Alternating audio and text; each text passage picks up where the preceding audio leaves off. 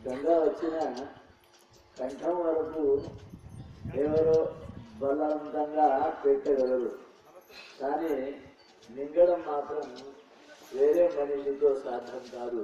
అది స్వయంగానే మింగాల్సి వస్తుంది. అలాగే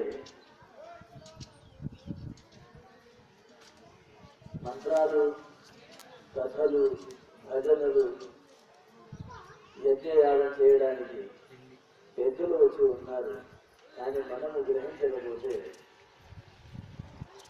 జరిగేది జరిగిపోతుంది.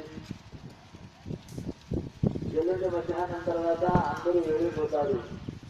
తర్వాత అరే అరే అరే మా జీవితంలో ఎంత గొప్ప అవకాశం వచ్చింది, కానీ మేము మాకు తర్వాత తెలిసింది, ముందు తెలియదు. తర్వాత బయట జనాలు అంటారు, ఓహో మీ ఊళ్ళో ఎంతో పెద్ద పెద్ద మంది వచ్చి వేడారు. అవునా, మా ఊరికి వచ్చారా, మాకు తెలియదు. అట్లా కాకుండా స్వయంగానే మీరు